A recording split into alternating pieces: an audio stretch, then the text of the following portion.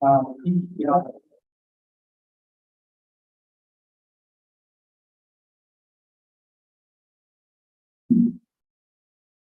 are you today?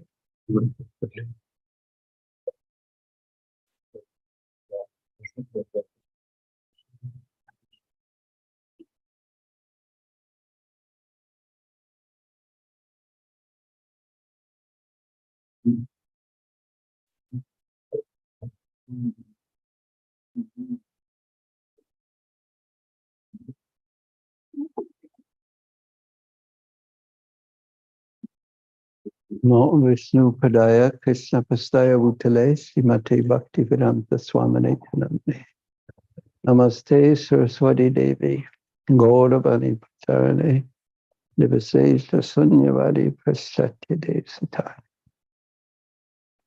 Om Aganataminandasya Janajana Salakaya Taksusamilitanjena Tasmai Sri Gurave Namah Sri Chaitanya Manobhistam Stapitam Jena Bhutale Sayam Rupakadamayam Dadati Sapandantikam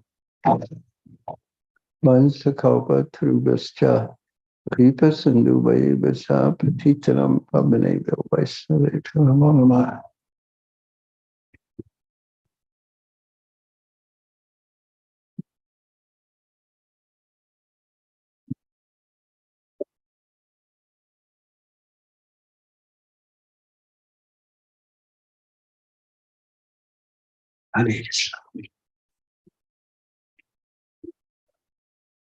Since I'm in such a radical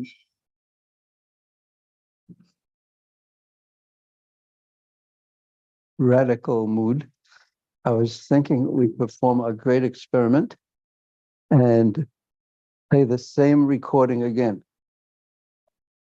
How many times have you heard it? How many times have you heard that recording? 2, 1. Twice. Well, let's hear it a third time and see if we just hear the same things again and again, which are, of course, very important things. And maybe they will go on deeper within our consciousness as to the purpose of our coming to a temple, going to Vrindavan, the purpose of our life, really. And or perhaps we will get some new insight. And then we'll discuss, and I'd like to hear how you did with it. Let's see if anyone gets really bored. Oh, I've heard this 3 times, the 3rd time already, and blah, blah, blah, blah, blah, blah. Did you bring your hiccups with you, or did you leave them home? Did they finally go away? Yeah, when I was eating, That was the problem. You needed to eat some prasadam. Okay. Ready? You ready? You ready? Sure? Okay. You ready? That was the problem. You needed to eat some prasadam. Okay. Ready? You ready? You ready? Sure? Why do I say this is an experiment? You ready? You can understand my thinking. You needed to eat some prasadam. Okay, you understand why? Ready? It's an experiment. You ready? Why? You ready? Sure? Yeah. Why do I say this is an experiment? My understanding of these holy books and my thinking is that they are very deep. Okay, you understand why? Ready? It's an experiment. Speaking. And we, because of you ready? Why? Me, because of my superficiality. Yeah. Why do I say this is an experiment? I've already heard this before. I already know holy books. That was my thinking. It's not like that at all. Is that they are very deep. Unlimited depth. Okay, you understand why? Ready? It's an experiment. Okay, that's why. And we, because of You ready?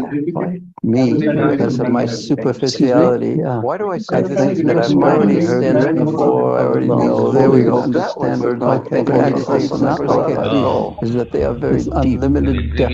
Unlimited. It's an expression. That's why. And we, because of me, because of my superficiality. Why do I say this is that I've already heard it before? I already know. There we go. Understand what my thinking agitates not like at all. Is that they are very deep. Did you learn something?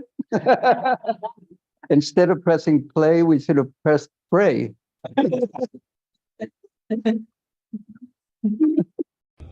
So, Yes, so in the previous verse, we understood that Lord Brahma executed severe austerity for hundreds of years just to become purified. Tibra tapasa parisuddha bhava. Bhava, situation or nature, bhava, nature also. So we have a bhava, nature at the present moment, which is not real bhava. We have acquired this bhava on account of long years material association. But this bhava can be changed. That is spiritual. Sri Rupa Goswami also says bhava, and another place in Bhagavad Gita it is said Buddha bhava samannika bhava. So at the present moment we have got a bhava, I am this, I am that, I belong to this family, I belong to this nation. Bhava is ecstasy, and everyone is overwhelmed with such kind of ecstasy. The politicians, they think that we are simply wasting time in chanting and dancing. They have no sense how to improve the position of the country. They do not like, because they are in different bhav. But we are trying to change that bhav. The bhava must be there. The whole Krishna consciousness movement is to purify the bhava. Bhava, that is stated here. Parisuddha bhava. We are not negative-hating everything. We are simply changing from material bhava to spiritual bhava. That's here is a big building, but there are many other hundreds and thousands of big buildings in this district or in this country. But here the bhava is changed. The bhava is changed. In your country there are many big skyscraper buildings. In comparison to those buildings, there is nothing. But still, you have come spending thousands of dollars here to change the bhava. That is required. Otherwise, the American boys and girls, you have no business to come here to see this big building. No. To change the bhava. That requires. That is very important thing. So, sarvopati vinirmuttam tat paraktena nirmalam rishikena rishikesam sevanam bhakti richati. Rishikesha sevanam. The bhava is changed. Bhakti means to change the bhava. At the present moment, we are in a different bhava. It has to be cleansed, parisuddha bhava, prakishta rupena, or parisuddha, clarified, cleansed bhava. We have nothing to reject. Simply we have to change the bhava. Buddha bhava samannita. Aham sarvasya prabhava matta sarvam pravartate iti matya bhajanti mam Buddha bhava samannita. Buddha, those who are intelligent, Buddha. Bodha means intelligence, knowledge. And Buddha, those who have got knowledge. So this is knowledge. Brahma, Lord Brahma began austerity to change the bhava. He is the first created living being. How much great he is, but because he came into this material world, he is coming from Vishnu, Atmajoni. Not only Brahma, every one of us, we are coming from Vishnu. Every one of us, like the small sparks of fire, we are coming from the big fire. That's the fact. But as soon as we come to this material world, our that quality, fiery quality, extinguishes. Therefore we have to revive the fiery quality, change of bhava, parisuddha bhava. Okay, just for a few moments, discuss. Small groups and discuss. Maybe just 3 people at most. So there'll be more discussion.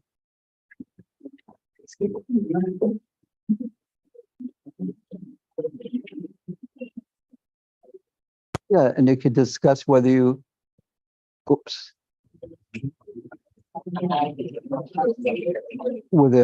discuss whether you thought you heard everything before, discuss whether you learned anything new or something was strengthened in you. Discuss. And how you reacted to Prabhupada's words, even though you've heard them previously.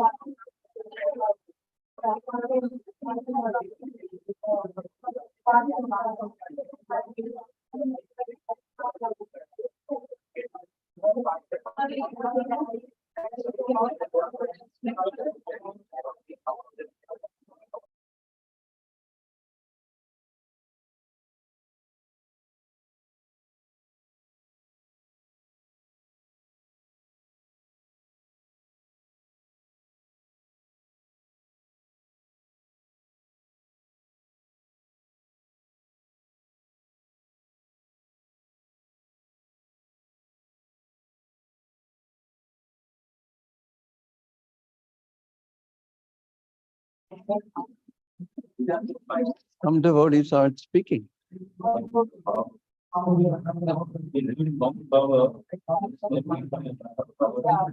Mataji, join a group. Even if you didn't hear, you can listen.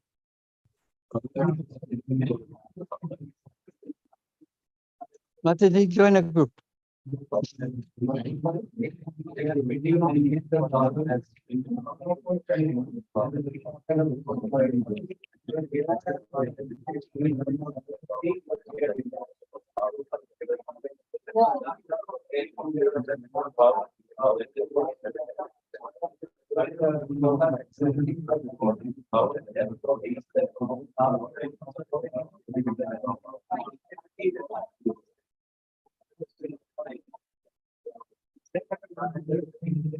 Just another few moments.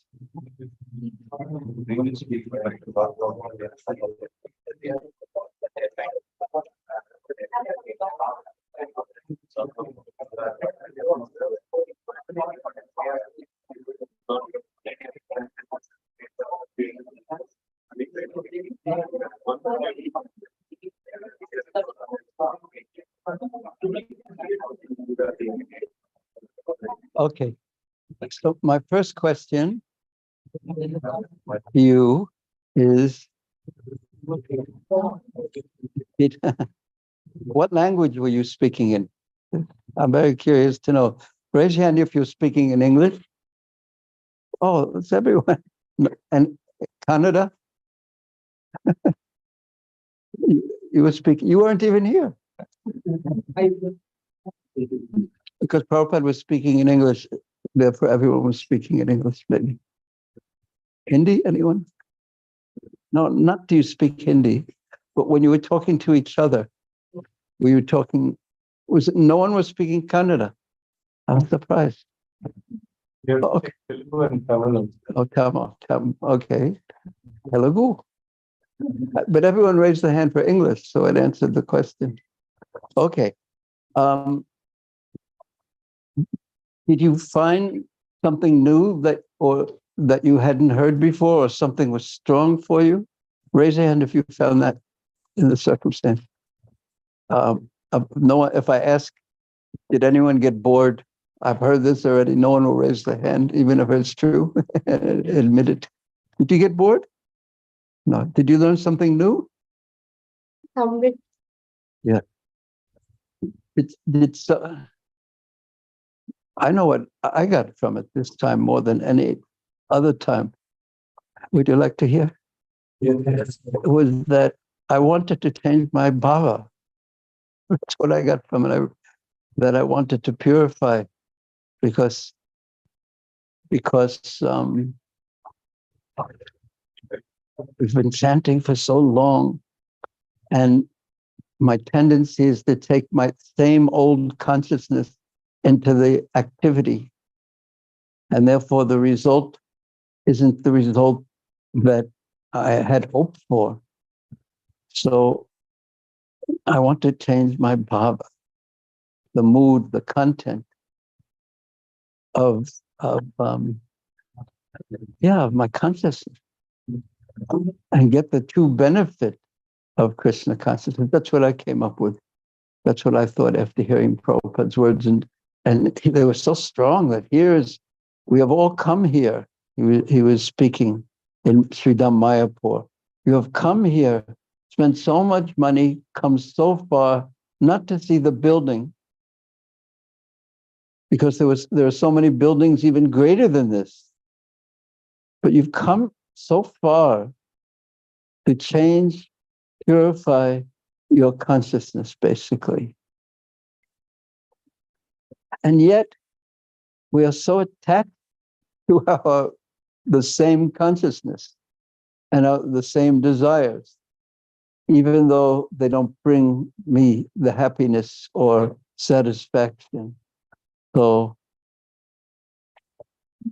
then the question is, for me, how to purify my bhava, my consciousness.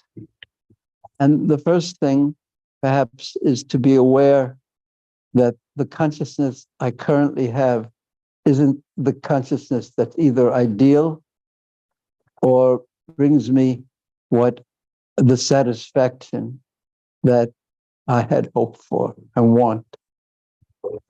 then the next question may be, well, what is that consciousness that you want? And of course, I'm not going to tell you, it's a secret.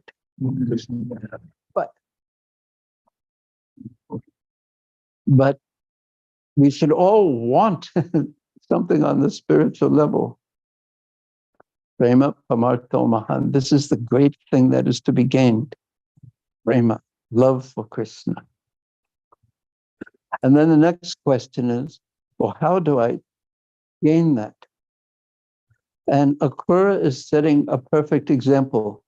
Now, we won't be able to go through all his prayers, but we'll hear some, not prayers, but his thoughts.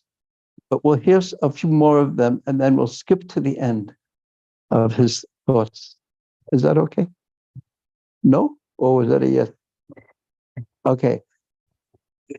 Okay, I'll trust you on that because, okay. So who remembers the first step that he exemplified? And then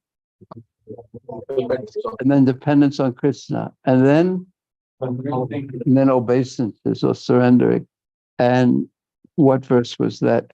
And then 2, 3, 4. Yeah, and also it was interesting that the dependence on Krishna gives us hope. And it's so important to keep hope alive. And how could you keep hope alive within you that I can actually achieve this pure consciousness and at the same time be humble, that I don't deserve to have that pure consciousness and get the result of love for Krishna. I don't deserve it. But the hope has to be alive in our heart that Krishna is so merciful. And he's steadily merciful. And he steadily reciprocates with his devotees in their feeble, weak attempts to please him.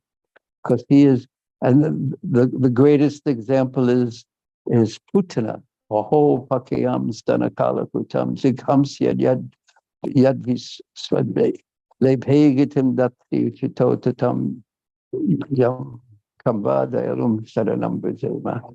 That Putana came to Krishna as if she was a beautiful person and as if she wanted to feed Krishna affectionately, her breast milk.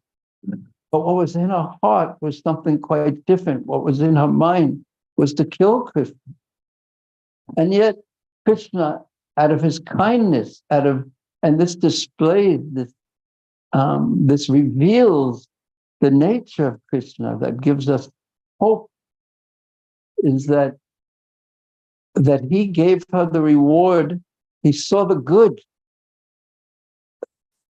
He saw that she's coming to me to feed me.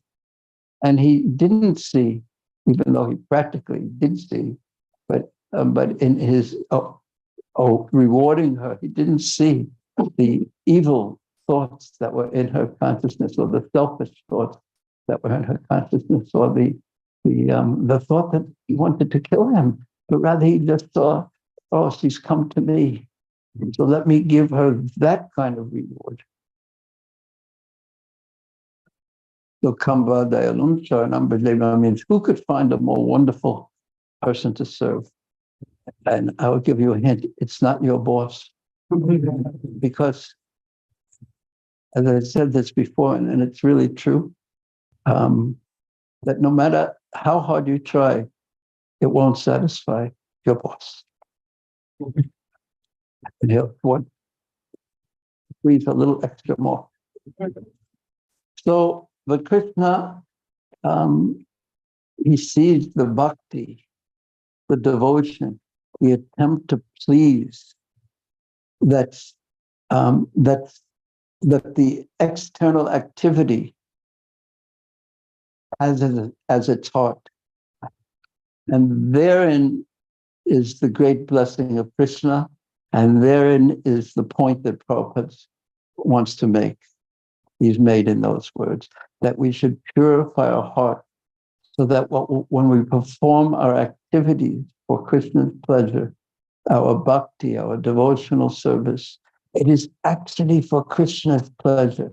It is done with love. It is done with devotion. And here, in Akrura's example, we're seeing that someone is acting as a messenger of Kamsa, trying to bring Krishna, according to Kamsa, to Mathura, to have him killed. And Akrura is the messenger of that, but his mood is not that at all. His mood is devotional, is bhakti. And our acharyas say, we're not going to discuss that he's taking Krishna out of Vrindavan, and that no one in Vrindavan likes him very much at all. He just wants us to see this point, that Akrura is taking a bad mission by his consciousness and turning it into an object of devotion. He wants to see Krishna. He doesn't think he's qualified to see Krishna. He sees that he's being sent by Kamsa, and he's fearful that Krishna is going to see that, but he knows that Krishna won't see that he's the messenger of Kamsa, but rather to see, he knows that Krishna is going to see his heart. He trusts the very nature of Krishna is kind and soft. And then we ask ourselves, do we actually trust that in Krishna? And we're not asking everyone to say, raise their hands, yes, I trust that. But we trust, and yet some part of us doesn't quite trust. Sometimes, maybe, perhaps. Because otherwise we would give ourselves to Krishna without any reservation. But instead, we tend to think, if I give myself to Krishna, who will take care of me? And the answer, as we know, is Krishna will take care of us. But do we really know it? Life is meant to find out if Krishna is actively going to take care of us, because we're going to need that kind of strong faith at the time when we are leaving this world. Whether we'll call out to Krishna or we'll look to make sure we have our credit card to make sure that we're safe. And I'm what to speak of our mobile phone. Oh, you don't even need a credit card anymore, but as long as you have your mobile phone with you, then you'll be safe. But not really, of course. So, yes. Because I know you'll ask a real question. Hare Krishna, Prabhuji. So, regarding the faith in Krishna, but devotee like Akrura then always feels I don't deserve any mercy. But he also has faith in Krishna that despite I don't deserve, but still Krishna will take care of me, protect me, overlook faults in me. However, me not being a pure devotee, I'm just trying to understand this on the distance of Akrura. Yes. If somebody is fully convinced that I am very wicked, I'm very sinful, extraordinarily fallen, I don't deserve any mercy. How to put faith in reality? Why should Krishna bless me? I don't deserve. Because we're trying to serve. Despite the fact that Ami told Kangal, I'm just a beggar here. Despite the fact that I don't have any qualification, but I trust Krishna's kindness, and I'm trying to serve. I'm trying my best to serve, despite my lack of qualifications. That's why. So it's not like I think I'm so wicked, I'm so bad.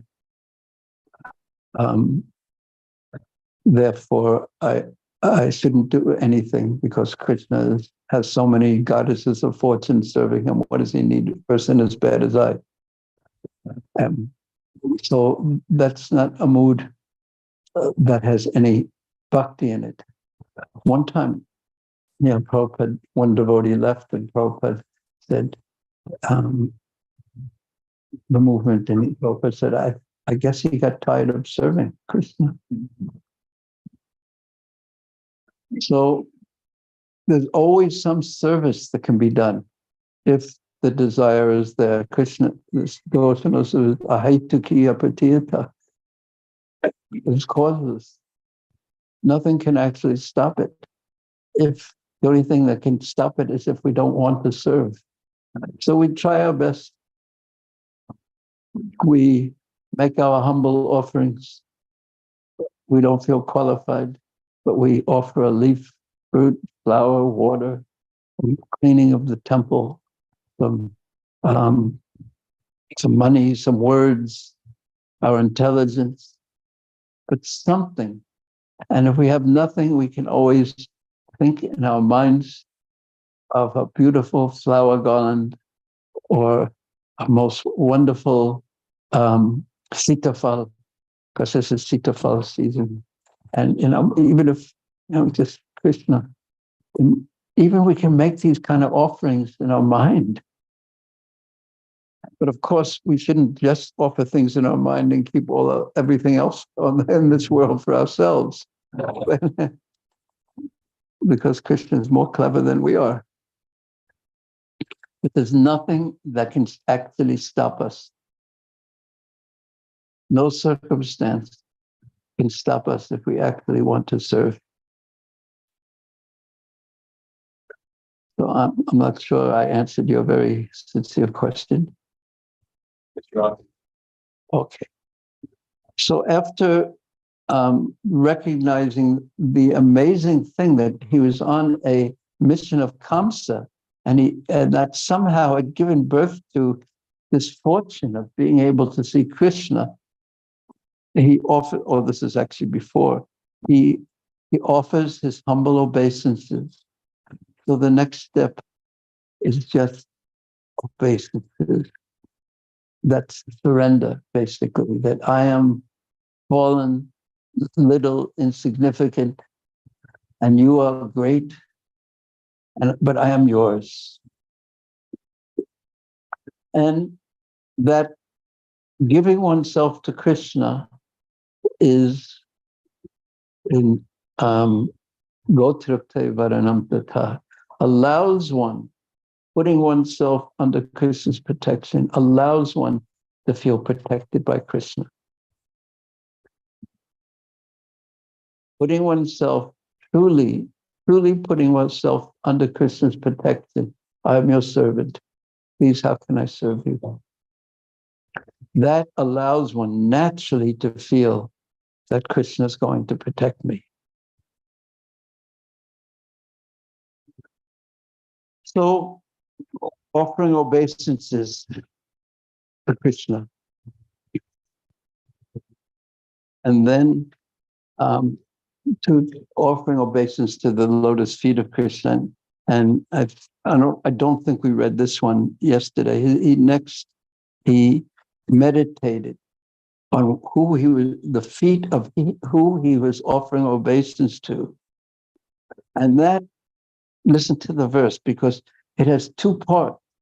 And these two parts of who Krishna is, Krishna in Vrindavan is, it is very important at our stage of devotional service to keep both parts in our mind.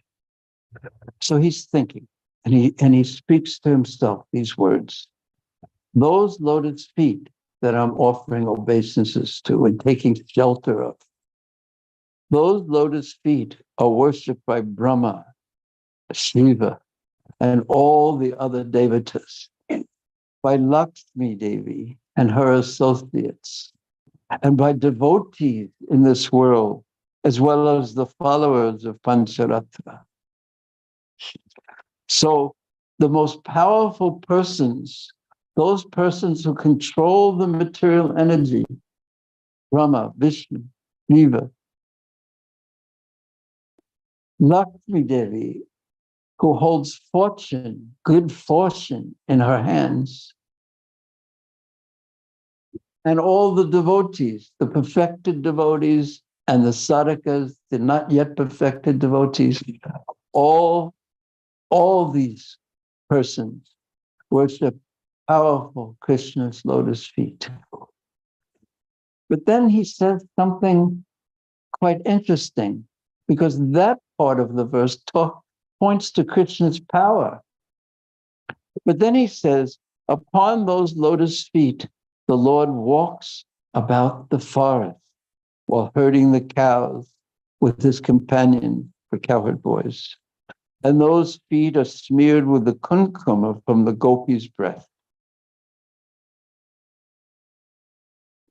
So two sides of Krishna.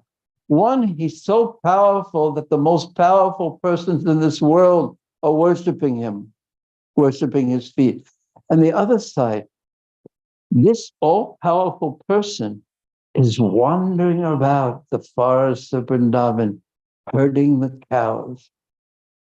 Simple village boy in the association of other village boys, not wearing shoes even because he's a village boy. But yet he's all powerful. I think we spoke about this point. It's yesterday, I think, but it's like a paradox. There's a difference between a contradiction which should be resolved. See, apparently the two things are opposed, and you can resolve it. There's a difference between a contradiction and a paradox. A paradox cannot be resolved. They're just two opposite things. Krishna, all-powerful. Krishna, a cowherd boy. Brahma could not understand this, and therefore he decided to test to see if this cowherd boy, who's so uncultured, he's holding the food in his left hand. Everyone knows you're not supposed to do that. And he's with the cowherd boys playing, and the cowherd boys are saying, "Oh, my food that my mother sent is better than the food that your mother sent." And they're taking, so they see, they take a bite of it, and then they put some in Krishna's mouth. And Brahma says, Supreme Personality of Godhead.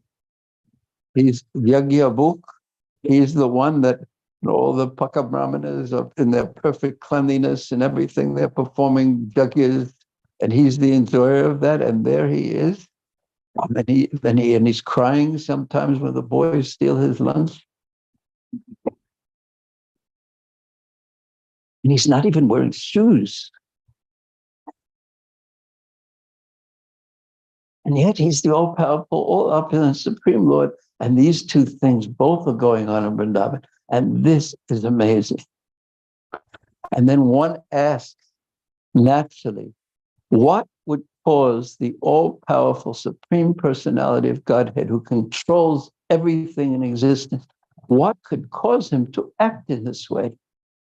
And that cause is the great mystery of Vrindavan.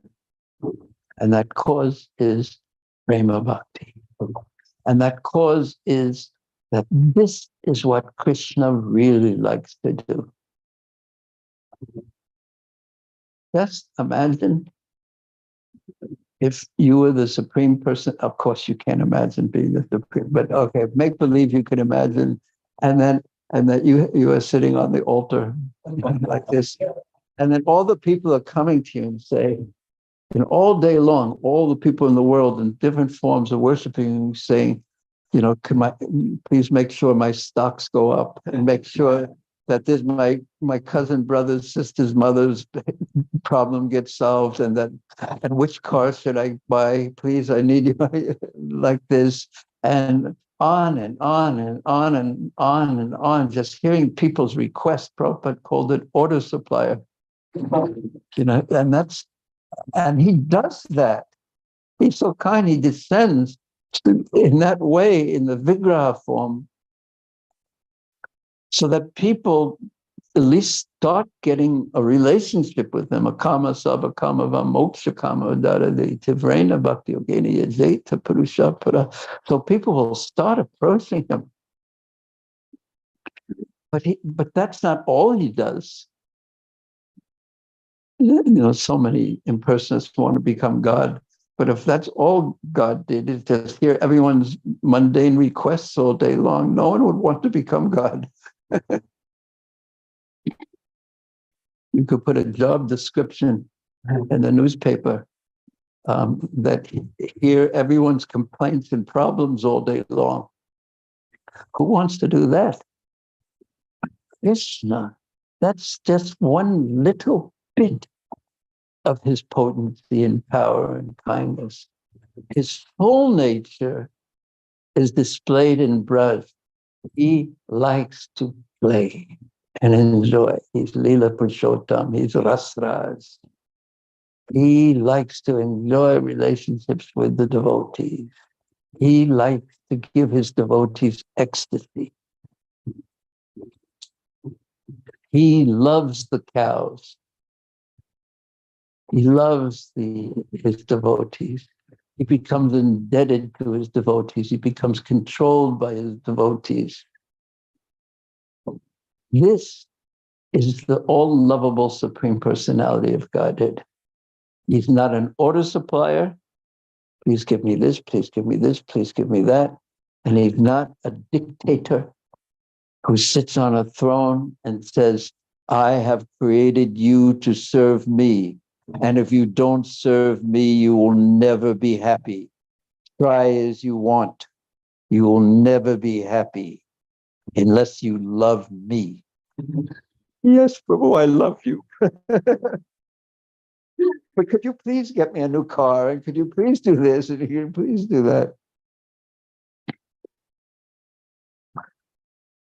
Krishna is, in the Christians, they, you know how they, what's the word they use for God? Do you know? Huh? Yeah, they think of God the Father, but Ishvara, basically, the controller. But Krishna is so much more than the controller. He's the controlled by the love of his devotees. That's what goes on in Vrindavan. And that's why Braj is so sweet. And that's what Sri Chaitanya Mahaprabhu wanted to distribute to everyone in every place, this most intimate relationship with Krishna, the Supreme Personality of God. And that's what Prabhupada was distributing when he was chanting the holy names all over the world and getting others to chant and publishing the Bhagavad Gita and the Krishna book and the Srimad Bhagavatam.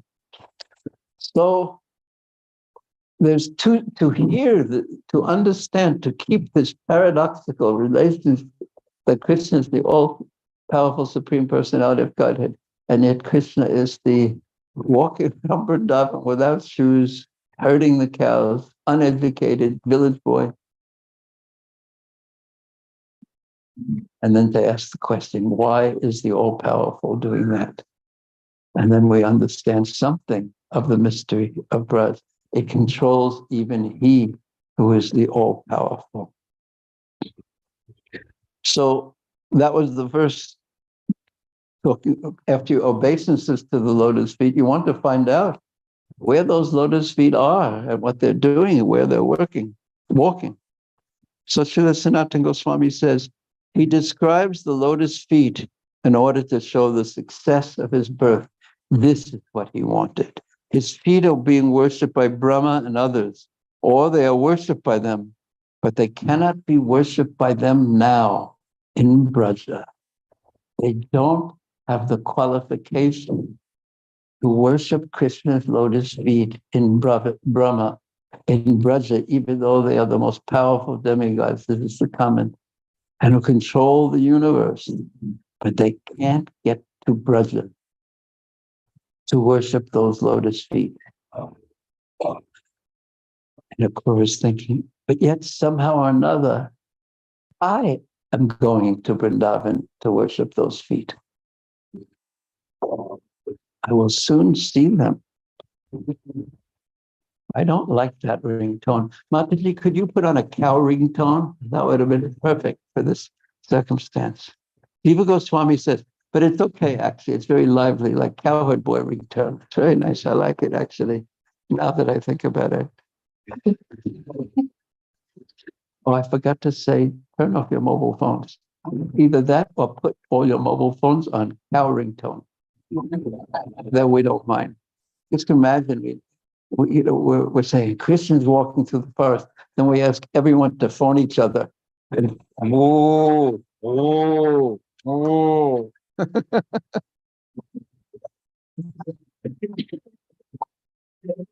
Shiva Goswami says, while thinking of the glories of those lotus feet, he then remembers their quality of being controlled by prema.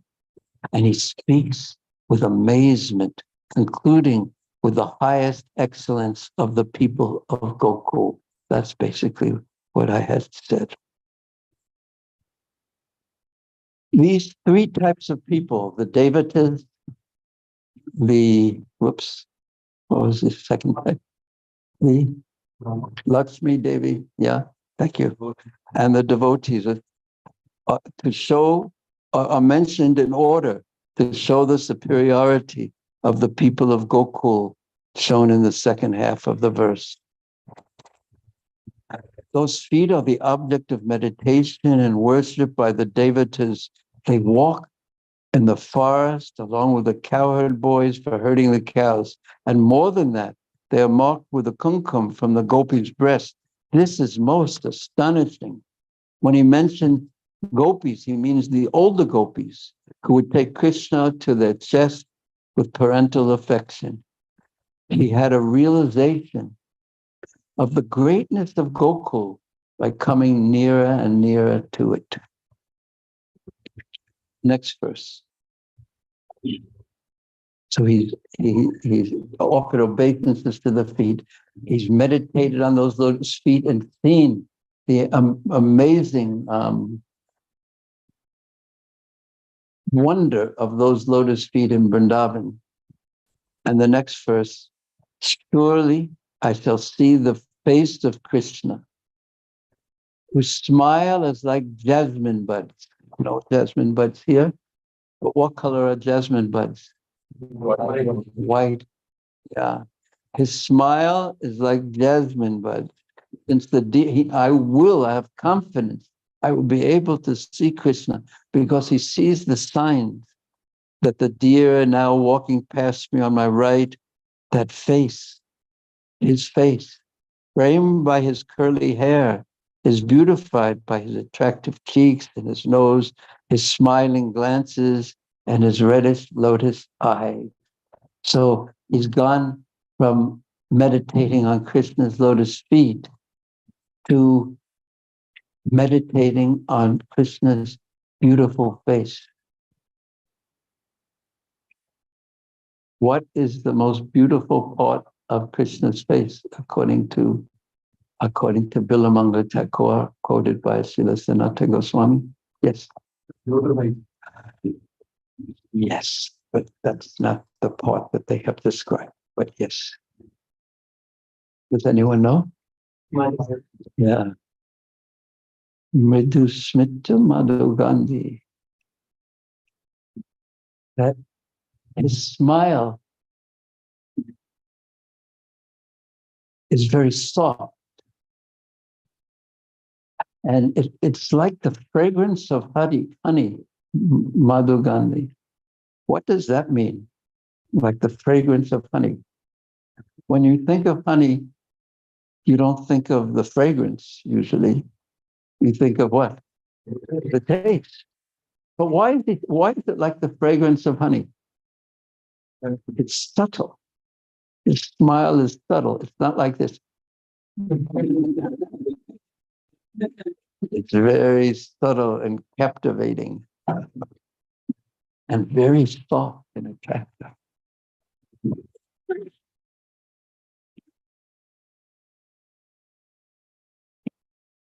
Jiva Goswami says, having meditated on his lotus feet in his natural rasa, which is dasya rasa, or serving, he then desires to see Krishna's lotus face. Why? Because he's greedy to see Krishna's lotus face, because he has love for Krishna because of his prema. Krishna is called Mukunda because of his teeth that are white like kunda flowers, jasmine flowers. When he smiles lightly, the name shows the special beauty of his face. And when he thinks about the feet and the face, then he becomes more eager. His lobha, his eagerness to see Krishna, to be with Krishna, increases. So he says, I'm going to see Krishna, who spreads his power everywhere. I'm going to see Krishna, who is the reservoir of all beauty, the source of all beauty. He has unlimited beauty. What does that even mean? That he has unlimited beauty? We can't even conceive of what unlimited beauty is. We can take something or someone who's so beautiful in this world, and how many times do we have to multiply that beauty by to get unlimited beauty? Unlimited beauty, if one sees the unlimited beauty of Krishna, one faints. It's not of this world. When Brahma got a glimpse of Krishna's unlimited power after testing Krishna, he saw the cowherd boys and the cows.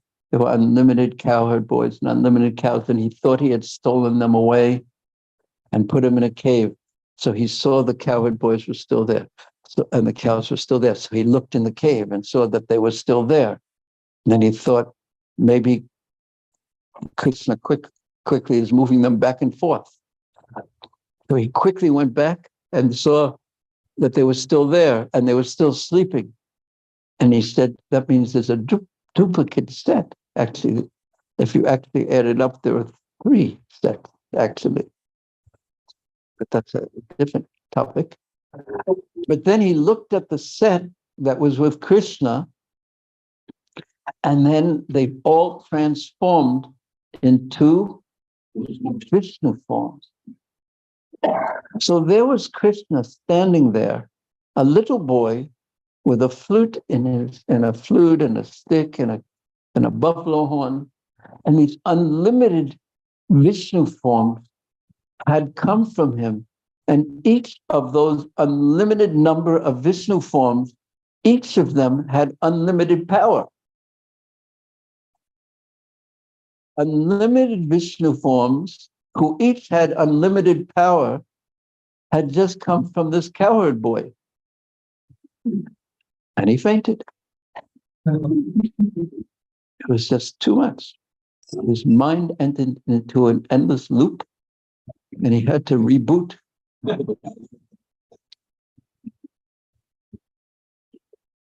And he rebooted in a different mood.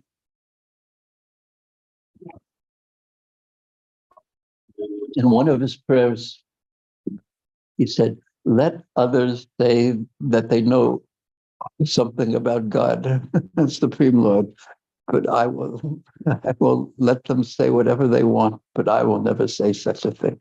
He confronted the unlimited power of Krishna, and his limited mind, great as it was, could not contain it. So, as we say, he fused.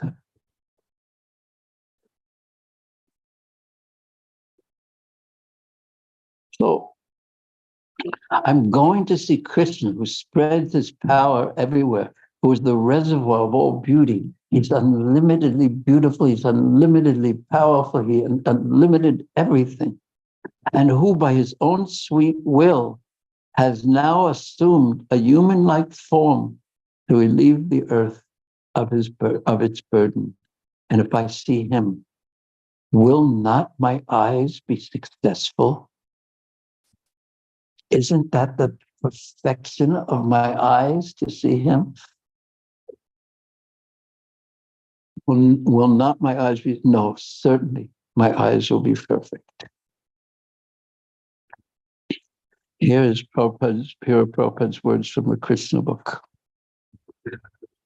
Akrura knew beyond a doubt that Lord Krishna is the Supreme Vishnu. Lord Vishnu glances over the material energy And thus the cosmic manifestation comes into being. How many of you already knew that? I mean, philosophically, that Krishna, as Mahavishnu, Karnataksha, glances over the material nature of the Pradhan and causes the material nature, the universes to manifest. How many of you have heard that philosophical point before? But just think of what it means. Because here we are in the material world, at least, and there's this, and then there's this, and then there's the water, and then there's this body, and then there's the air, and then there's the screen, and then there's the light, and then there's so many people, and you look up at the sky, and there's so many stars, and unlimited stars. And Krishna creates this not directly, but indirectly, meaning he doesn't go in with a hammer and nails and make it, but just by his glance.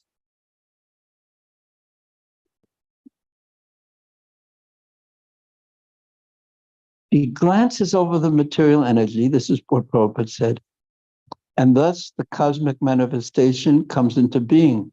And although Lord Vishnu is the creator of this material world, he is free by his own energy from the influence of the material world, that he has nothing to do with the material energy that he has created. By his internal potency, he can pierce the darkness of the material energy. So now we're getting into this point that Srila Prabhupada is mentioning, that Krishna, although yes, he's the creator, just with his clan, but actually he and his pastimes and activities have nothing to do with the material world. Now, this is so important because when we see Krishna or hear about Krishna in Vrindavan, his activities appear to be like the activities of those people in the material world.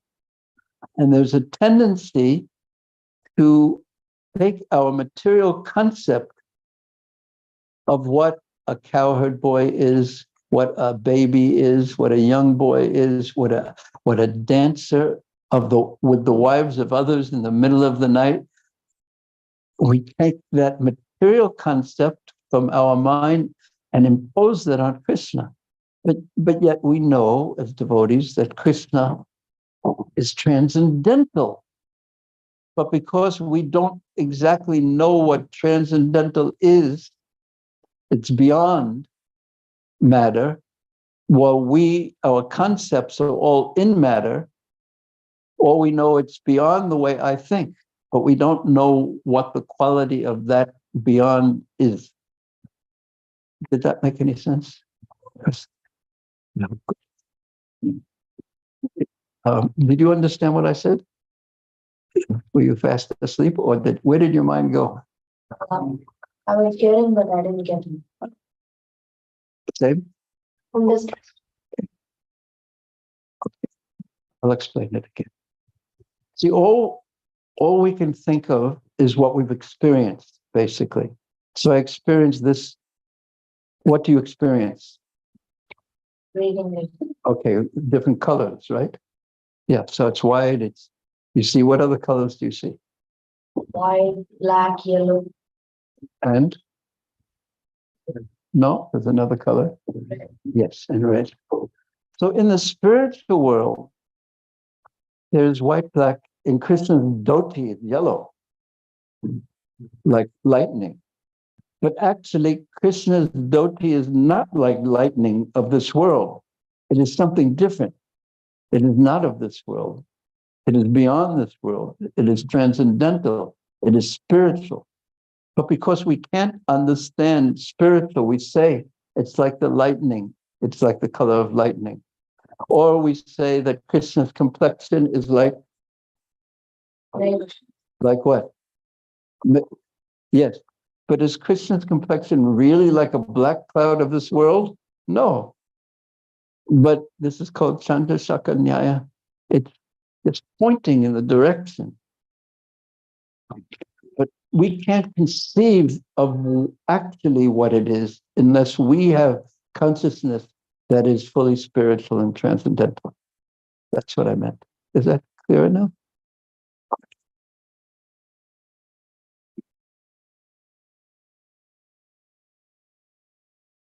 So he's free from the material energy, even though his activities appear to us who possess material consciousness to be like material activities. He's playing with his friends, but his playing with his friends have nothing to do with the playing that I do or did with my friends.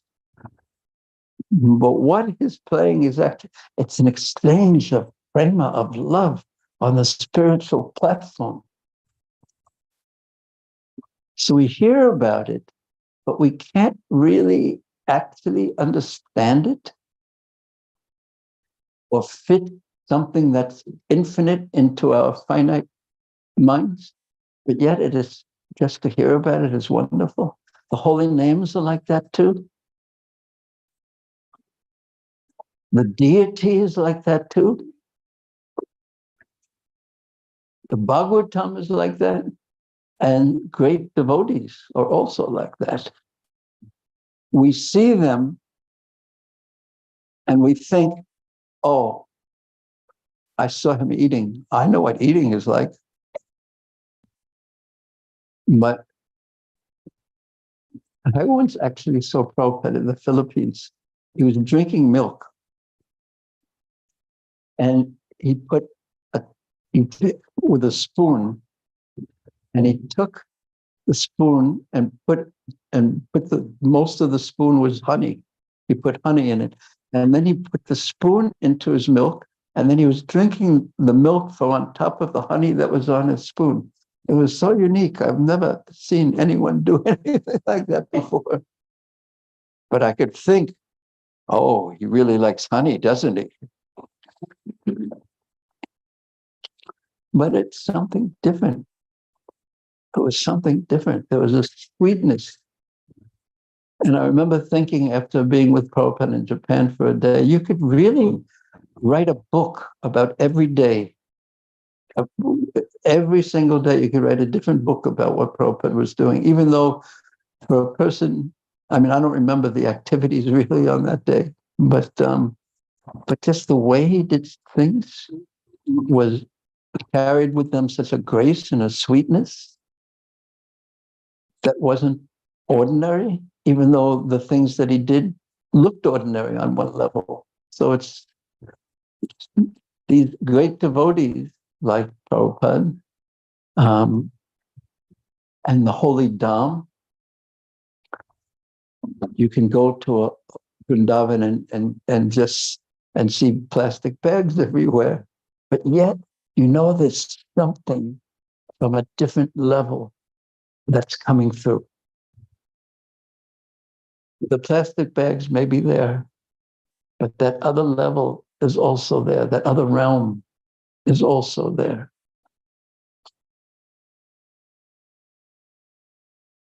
So therefore, these great devotees, the Dham, they're very difficult to actually understand.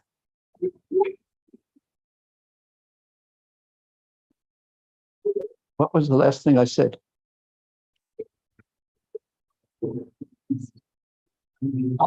Wait. That's, we'll put you in the corner.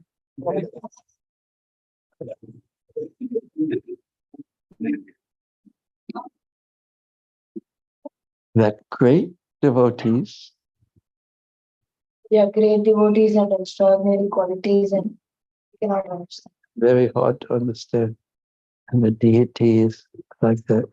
The deity can, we could say the deity. The deity is a Latin word that means Dios, or God, really. Very hard to understand. Is the deity made out of breath or astadatta or something like that? Or is it spiritual? Is the deity spiritual? Is it the deity marble? I've heard Prabhupada say that Everyone knows that the deity is made out of marble. But to think that the deity is only marble is an offense. So there's this realm of Krishna's mercy where, and I'll tell you why I said, we who can only see matter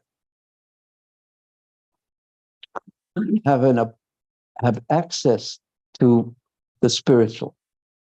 That's the deity, the transcendental, with transcendental consciousness. We get more and more, the more our consciousness becomes transcendental. So the more we can perceive the transcendental nature, the unlimited beauty, the unlimited pastimes of the deity. So therefore, Prabhupada has said, we've come here to purify our consciousness. That's why we've come. So we get access into the transcendental world through the merciful items of the spiritual world that Krishna, by his mercy, brings into the material world, such as the holy dhams, the deities, the Bhagavatam, the devotees, and the one I forgot. What did I forget? The holy names. The holy names.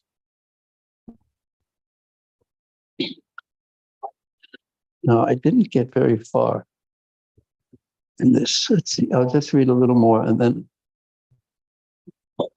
I'll make a few points.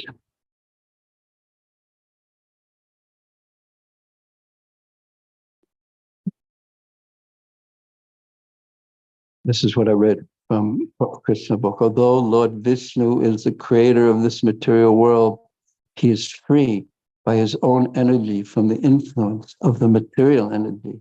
By his internal potency, he can pierce the darkness of the material energy.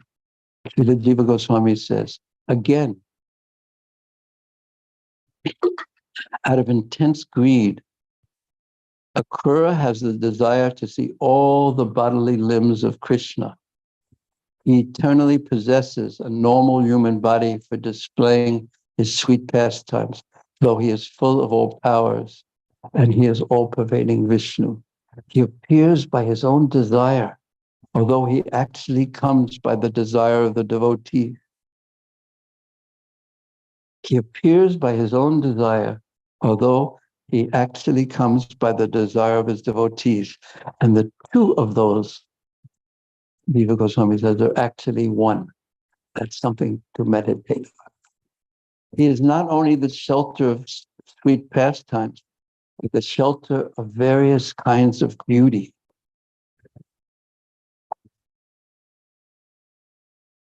If I see Krishna today, will not my eyes be most successful? No, they will be extremely successful. There is nothing beyond this for my eyes to see the beauty of Krishna.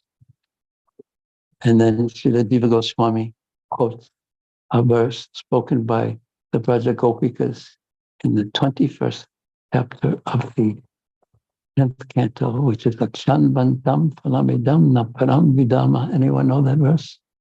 Lakyam Pashun Aravesh Eto Vyasya. Where the gopis say, this is the perfection of the eyes. You see Krishna wandering in the forest of Vrindavan with his friends, the cowherd boys, herding the cows. And in their minds, they're thinking, Krishna is doing this, and he's playing his flute as he enters the Vrindavan forest. And the cowherd boys are singing his glories. And cowherd boys are so fortunate, but we are so unfortunate because we cannot go out into the forest to see Krishna because our mothers and mother-in-laws keep us locked up. And this is the perfection of the eyes. So hidden in that is the mood of great longing and great feelings of separation. When will I be able to see the beautiful form of Krishna? and fulfill the purpose that I've been given these eyes.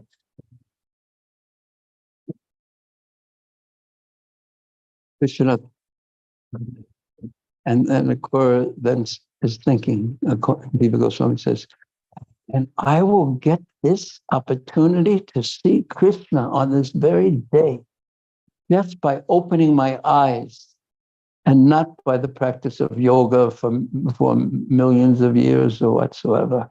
And Vishwanath Chakravarti Thakur says, since the demons also get to see Krishna, what's the name of a demon who got to see Krishna? You're next. You can say one, and you can say one first. What was that demon's name again? It begins with a K. Yes, Putana.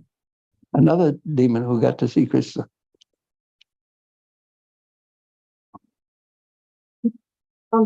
Yes.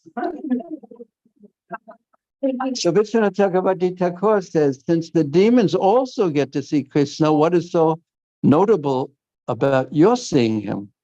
And then he says, the demons may see him, but they do not realize his beauty, because his beauty is seen through the eyes of love.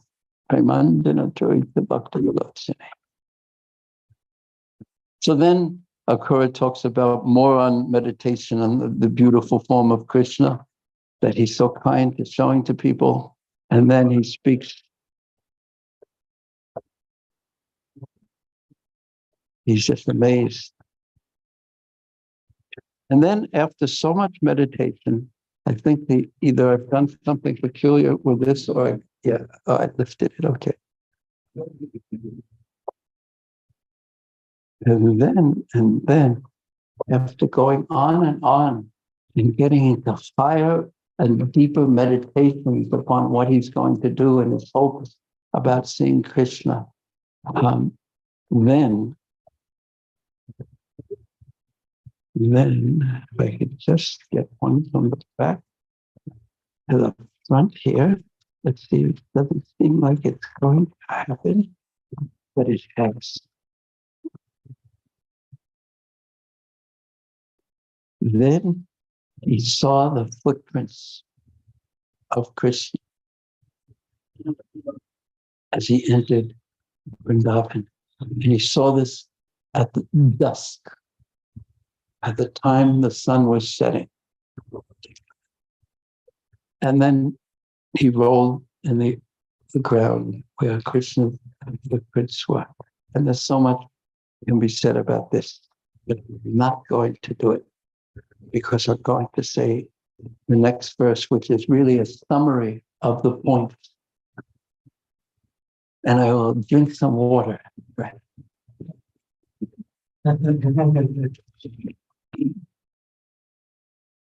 You know why I drank water just then? You know why? The words are long. Huh? The words are long. No, because I was thirsty.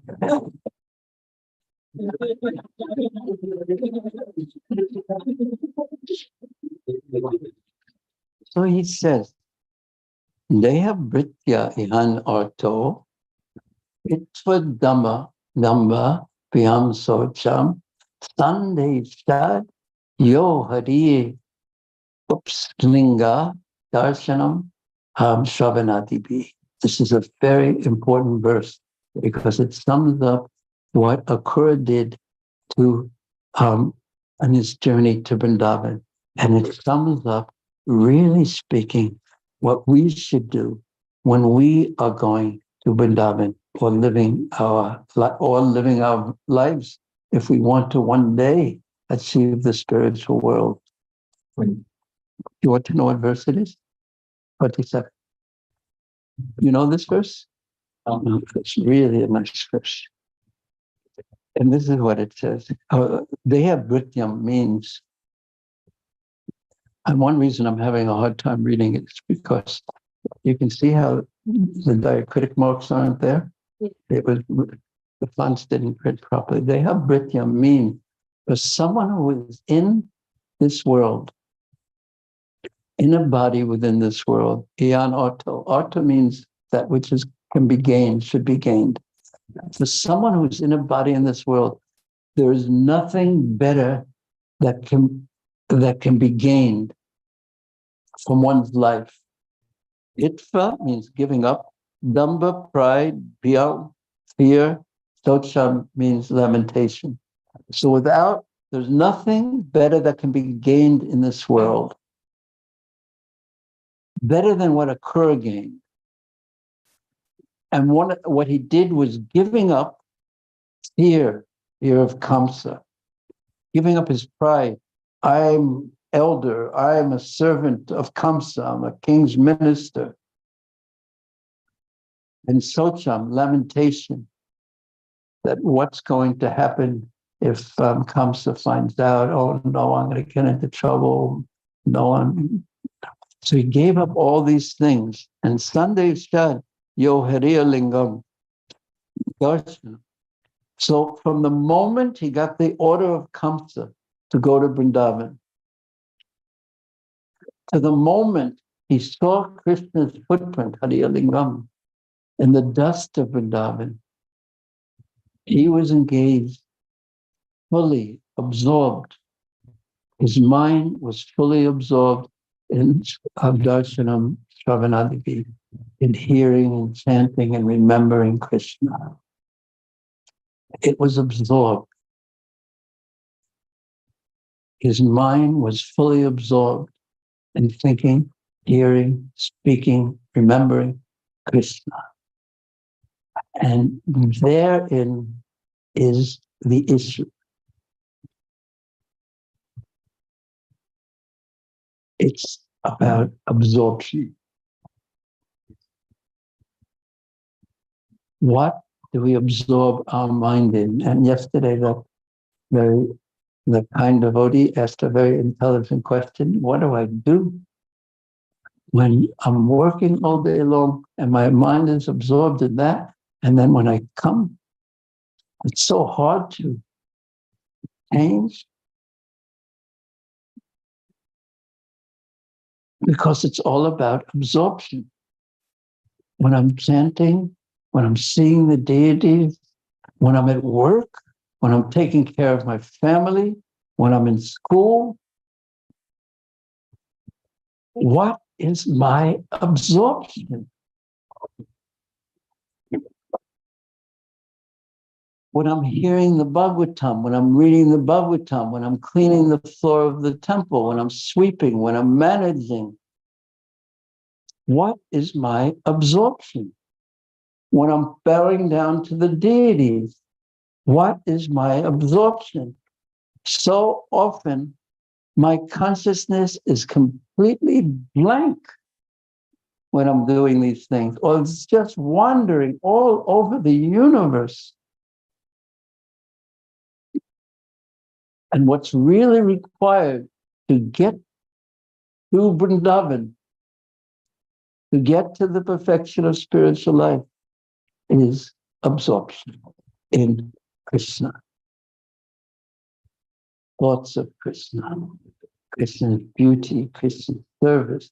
But there should be, for our own benefit, a connection between everything we do and Krishna. That is perfect sincerity.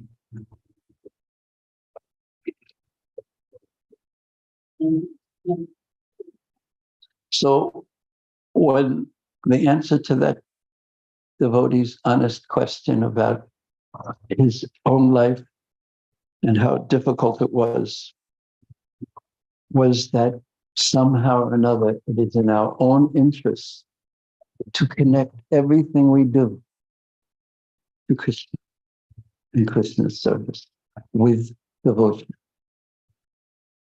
And I may not be on that level, and I'm not on that level.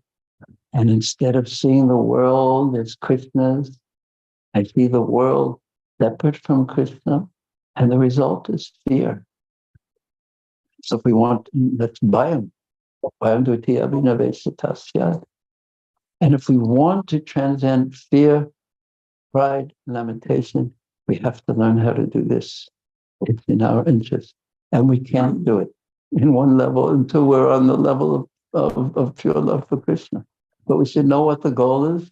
We should somehow think about our life and try to figure out how to connect it to Krishna's service.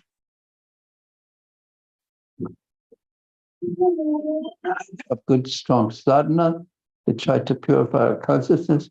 Hear Prabhupada's words, who's saying that we want to change our bhava to absorption in thoughts of Krishna. Ultimately, absorption in thoughts of Krishna with great love and longing.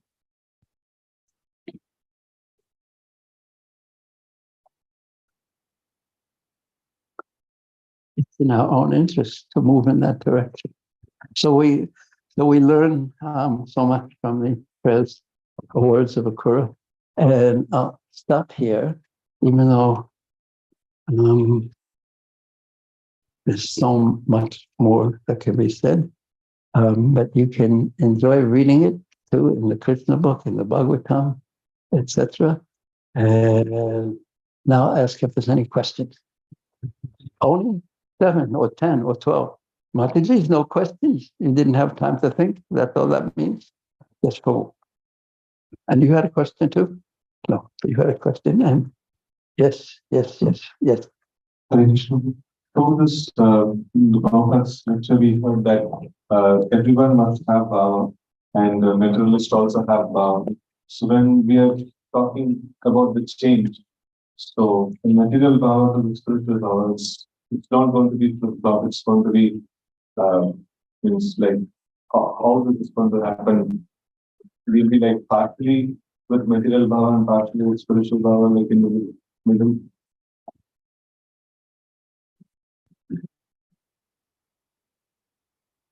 Well, sadhana means practicing. It's a practice. And there's 2 kinds of sadhana. One is called rag, where one is spontaneously thinking about Krishna and doing everything. And the other is vidhi, or vaidhi bhakti. And the vaidhi bhakti means you do it because you're supposed to. This is what Shastra says. This is what Guru says. This is what Prabhupada says. So the vaidhi that we do is not the vaidhi of those on vaidhi mark, because vaidhi bhakti will bring you to Vaikuntha. But we do vaidhi as a support for spontaneous love. So your question, if I understood it correctly, was how does it happen? Does it happen gradually, or does it happen one moment of thinking of Krishna and next moment of thinking of ice cream? For me, not for Krishna. I think, and see with some devotees, it seems to happen very quickly. And with Prabhupada, it certainly happened that he was seeing everything in relationship with Krishna. With me, there was a little flip-flop in there. But we want to gradually move forward. And unless we feel we're moving forward and progressing in spiritual life, we won't be encouraged. Progressing in spiritual life means our attraction to Krishna is increasing, and our detachment from Maya is also increasing, the objects of Maya and the Maya mood. So unless we feel like we're moving forward spiritually and actually developing attraction for Krishna, we'll be so tempted to look for spiritual life or material satisfaction on the spiritual path.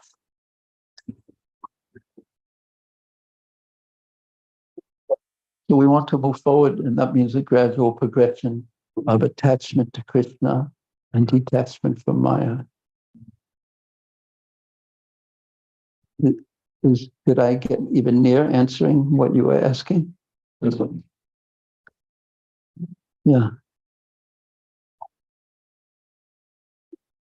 yet there is something else that there's something very mysterious in spiritual life, in Krishna consciousness. One time, one of Srila Bhaktisiddhanta Saraswati Thakur's disciples, or a few of them, came into his room while he was sitting. And they sort of, 2 or 3 brahmacharis were in the back. And they didn't say anything. So Srila Bhaktisiddhanta Saraswati Thakur said, it appears that you want to say something, but you're not speaking. And they said, yeah, we feel shy, speaking, even a little afraid.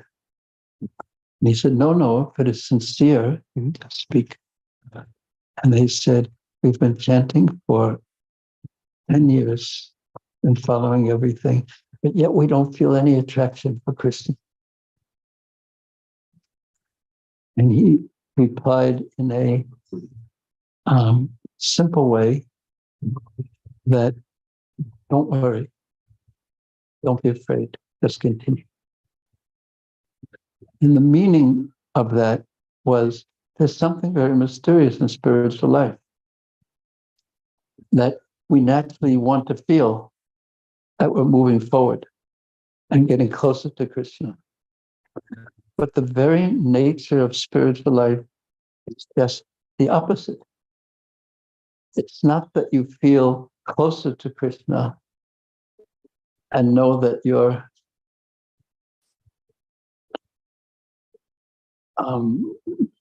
advancing, but just the opposite is true. The power is feeling further and further and further away. Well, one's desire to be with Krishna is increasing, and one's feeling of capacity and closeness to Krishna is also increasing. Excuse me.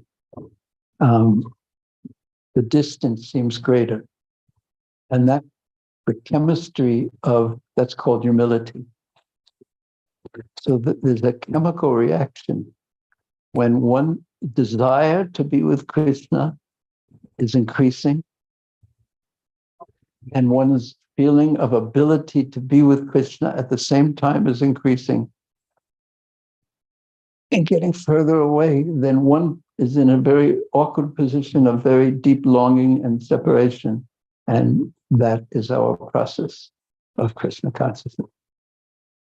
Humility, dainya, and prema, Srila Sanatana Goswami says, are the same. So it's an awkward position for a devotee in one sense. But you see, there's no other explanation why the great acharyas are the most humble. They feel incapacity, and yet at the same time, they're experiencing love for Krishna. Because they're fully dependent and calling out to Krishna continuously, always. The distance between what they feel they can achieve and their desire is infinitely large. And that brings tears to their eyes, and they're calling out. So going back to that story of the brahmacharis, this was a very big step they took forward to Krishna because they realized that I haven't achieved anything. And because they were humble, they didn't say, well, it's because of this problem, and it's this devotee's fault, or sometimes I've seen with devotees, they say, my guru isn't a Mahabhagavata, this means, or something like that.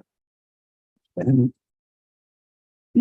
instead of understanding that this is actually the process of Krishna consciousness, they'll find fault with the spiritual master, they'll find fault with the process, or they'll join some other religion or another group, or become Buddhists, or I don't know what. Or instead of understanding that the longing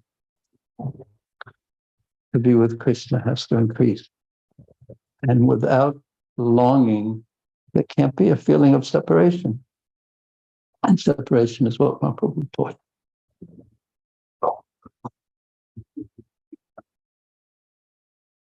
So we have a very odd process here. And that's good. It's like when like when you go to school, and you want to be first in class, and you're doing well, or at least 10th in class or something like that. But in Krishna consciousness, you feel like you just failed. And that's great. But it's only great when your desire is sincerely, I want to be with Krishna, nothing else has value. I want to serve. I want to touch the lotus feet of Krishna. I want to see the beautiful face of Krishna. I want to, later on, our acharyas say in explanation of something that Akrura says, he says that he pays his obeisances to Krishna. He pays his obeisances to every resident of Vrindavan, and they're all transcendental. This is something more deep and internal in one sense, explanation to my understanding of it, an explanation of what you said, what your question was, or point was.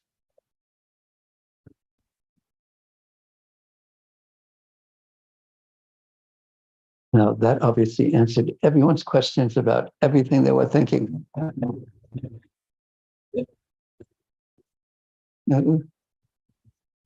Those brahmacharis, when he said, don't worry, just continue. Just how much faith they must have had. And to understand this is a step forward, to understand that I don't have any love for Krishna. Because usually we're satisfied without love for Krishna because we're distracted by so many other things of this world. I just got a new iPhone. Is 14 out? Does anyone have an iPhone 14? Is there even no one will admit it at this point? Is it 13? Oh, I don't know. iPhone extra big or something like that. What are they called? I wouldn't know. I don't know anything about it. No, you could search my locker. I don't have an iPhone.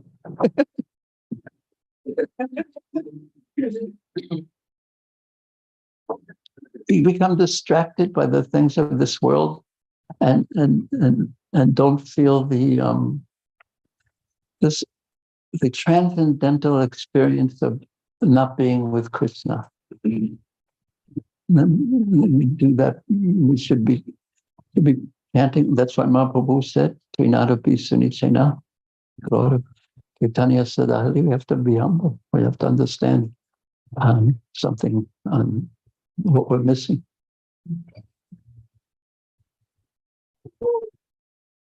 I hope that made some sense of it. Okay, last question, because I'm not going to be able to do this as the last question, but yes, go ahead, Prabhu. Prabhu, my doubt is related to the thing you just said to me when I was not understanding. So, when I was in a class of Vedic cosmology, the Prabhu told that after the form of Karnataka Vishnu, Balaram's form was emerging. But Karnataka Vishnu came from the form of Balaram Shankrishna. Okay, yeah. So Vasudev's form, Vasudeva, Balaram expands into Vasudev, and he told like that. But I thought like Balaram is always eternal and Vasudev is also eternal. So how will he come from him, or how is that possible? Yeah.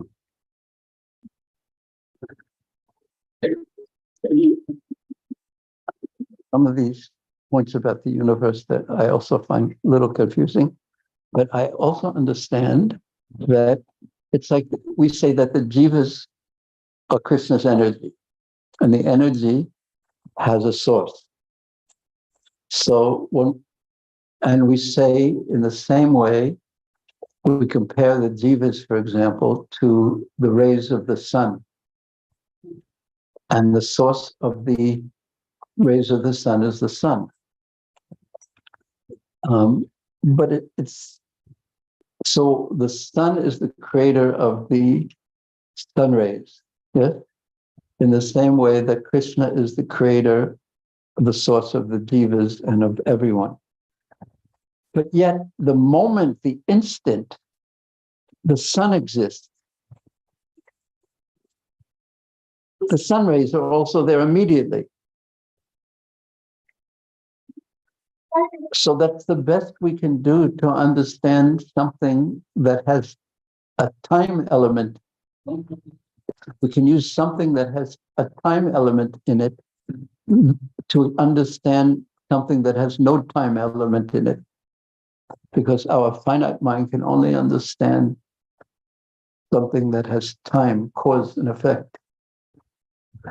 So Krishna is the ultimate source of everyone, but yet everything exists immediately as soon as Krishna exists. So is that hard to understand? Well, yeah, it is and isn't. The examples make it easier, but we can't understand. But Krishna is the source, but yet the moment Krishna exists, then he's eternal. So immediately all the other energies are also eternal and they're existing, but yet he's the cause. So it appears contradictory. Yes? Yes, thank you. Okay, you had a question. I can't resist answering your question. I hope it's an easy one. So far, these are also difficult. Hare Krishna, Prabhuji.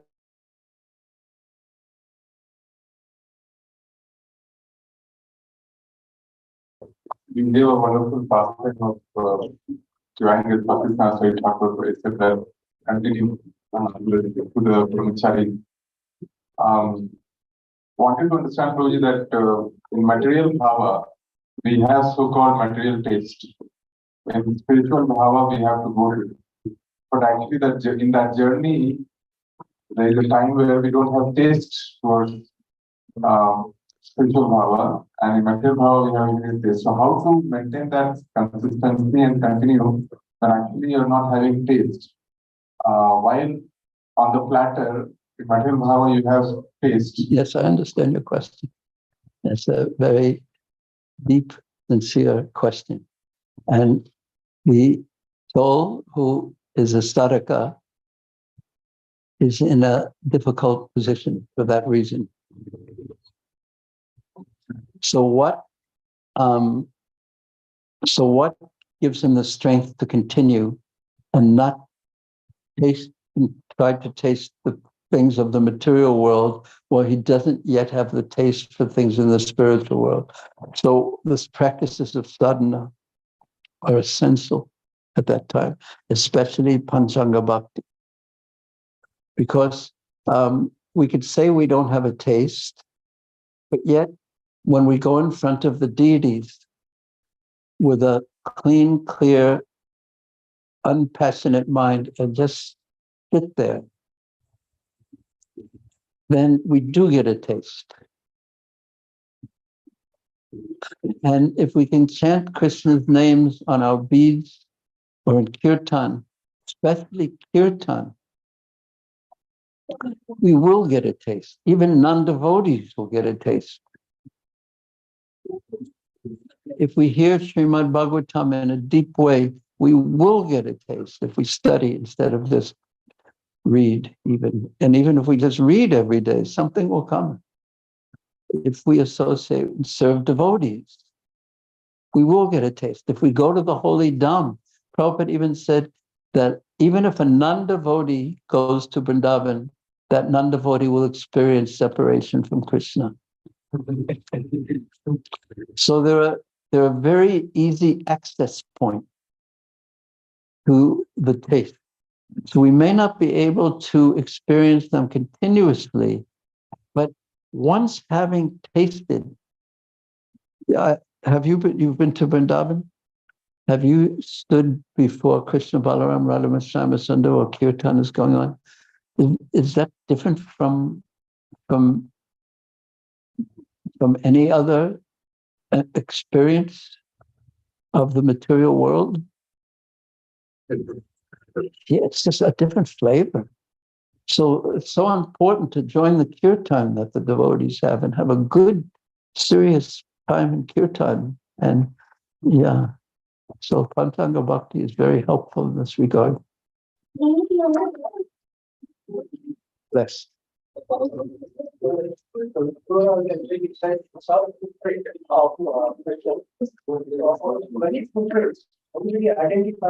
That question is directly asked by our Acharya. How could he recognize Krishna's footprints amidst everything when he entered? So I wish I had a better memory and I could remember exactly. But they were very effulgent, and also everyone in Vrindavan, including the cows and the animals, respected Krishna's footprints, and they would never walk over them. And I should look, because they asked the same question. I'm going to do it because I'm not giving justice to your question with my answer. Although what I said is also there. Let's see if I can find it, and then we'll have to end.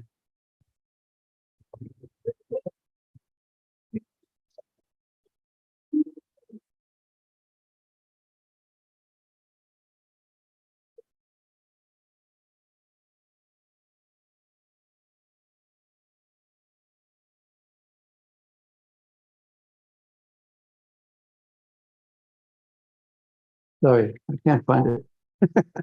What to do? Verse number 25. Yeah, please read it. In the covered furniture, Akrura saw the footprints of both feet, the rulers of all the universe hold on their crowns.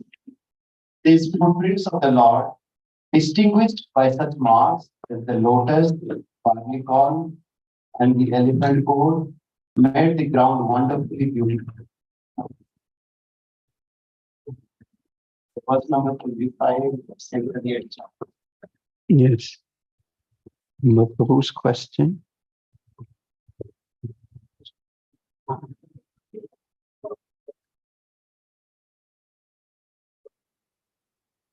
Yes.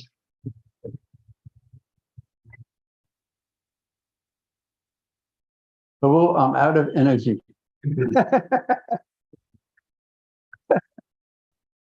But he saw them. They were effulgent. He got off the chariot and rolled in the ground. Are these not, in other words, another way to look at it, or the easiest way to look at it, is that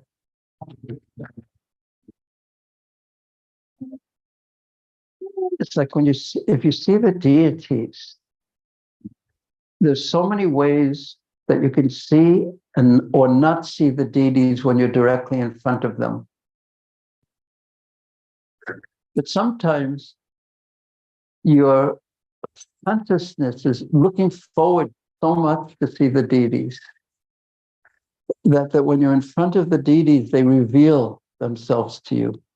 That's actually what the Acharya is basically said, but not in those words. That he saw them, and it's true that he also said that every living entity in Vrindavan respected them, and they were distinguished by those ways. But he saw them, and Krishna had revealed them because of the way that he was entering. He was looking for Krishna. He had been meditating on Krishna, and his consciousness, his heart was open to Krishna. So therefore, he saw them by Krishna's mercy. So sometimes when you see the deities, they reveal things to you. Sometimes when our consciousness isn't perfect, but when you desire to be with them, or the holy names. Okay. Hare Krishna, Srila Prabhupada, Ki Jai, Srila Prabhupada, Bhaktivinoda Ki Jai. I must say that to speak Krishna Katha with all of you is so, there's no word happifying. I just made it up. I made it up actually a while ago, but it makes me so happy because you all listen so carefully and you pull nice things from a heart that is empty because of your kindness and devotion. So thank you very much, Hare Krishna. And especially my two friends over here, special friends.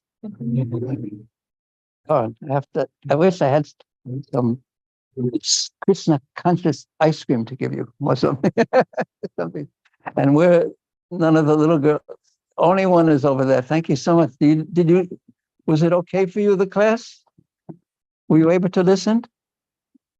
That's a nice devotee. And you too, you were so, and oh, I didn't even know you were here. You were so quiet and perfect. Do you like it when I scratch your back? Does it feel good? Yeah. What's your name? Arjun. Arjun. Oh, I read all about you in the Bhagavad Gita. Hare Krishna.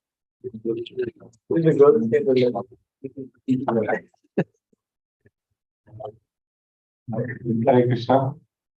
Later. Thought about my So, all good things one day come to an end. Why? That's not our philosophy. I mean, at least your physical association here in the sense that it is now concluded. Today is the last day of this Sangha. However, we continue to meditate on the Akrura's arrival in Vrindavan family. But today is considered the last day of the Sangha, so we thank you from the core of our heart. Hare Krishna.